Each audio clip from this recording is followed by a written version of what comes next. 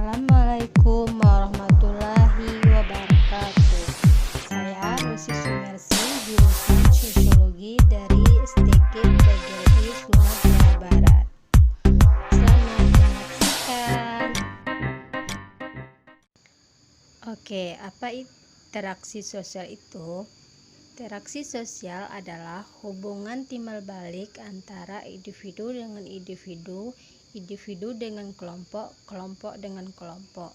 Nah, contohnya individu dengan individu, misalnya kamu dengan teman kamu bertemu dan dia berkata Assalamualaikum dan kamu menjawab Waalaikumsalam. Itu adalah interaksi individu dengan individu.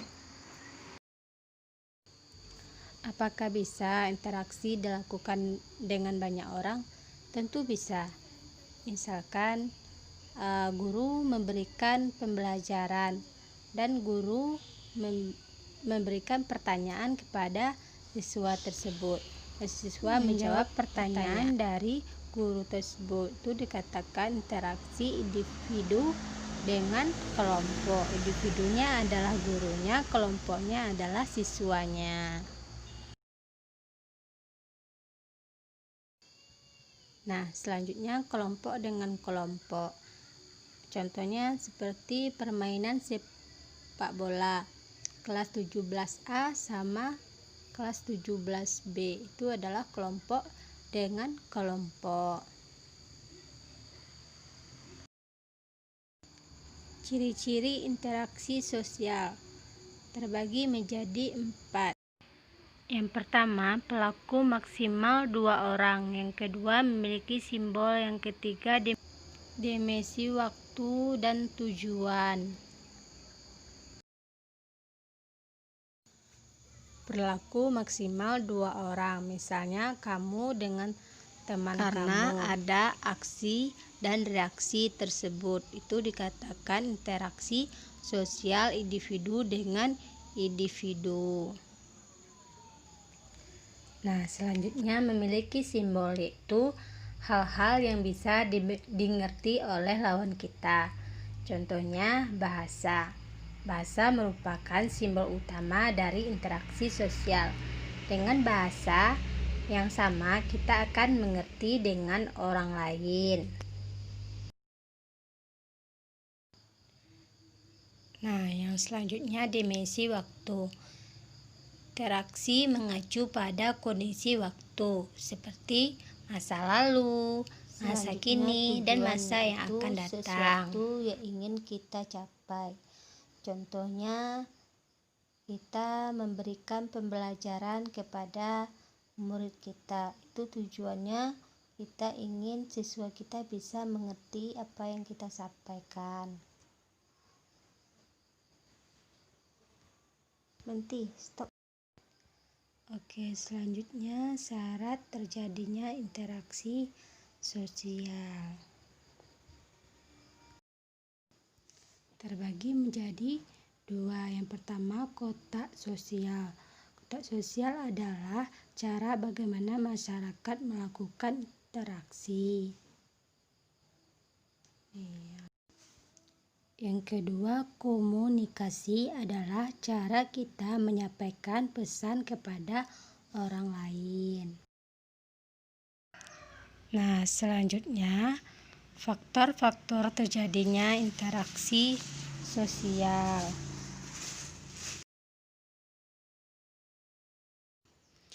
Yang pertama adalah imitasi, proses sosial atau tindakan seseorang untuk meniru pihak lain melalui sikap, penampilan, gaya hidupnya, bahkan apa saja yang dimiliki pihak lain.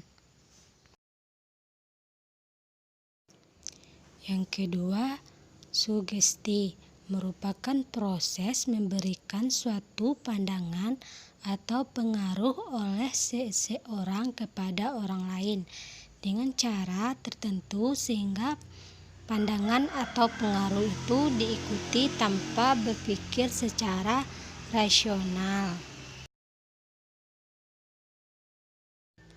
Nah, selanjutnya motivasi adalah proses memberikan suatu pandangan atau pengaruh oleh seseorang kepada orang lain dengan cara tertentu sehingga pandangan atau pengaruh itu diikuti secara kritis, rasional, dan penuh rasa tanggung jawab.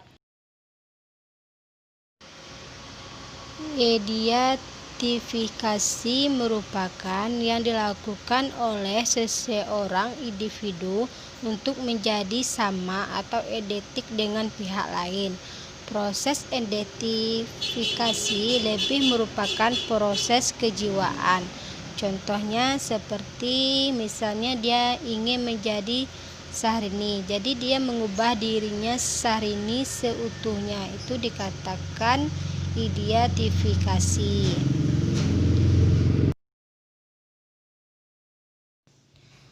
Oke, yang kelima, simpati adalah suatu proses kejiwaan di mana seorang individu tertarik kepada individu lain karena sikap, penampilan, wibawa, atau perbuatannya.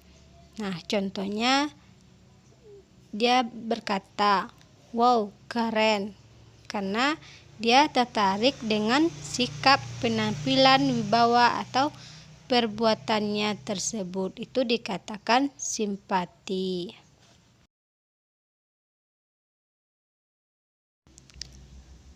Nah, selanjutnya yang terakhir, empati adalah sebenarnya mirip dengan perasaan simpati, tetapi tidak semata-mata perasaan kejiwaan saja.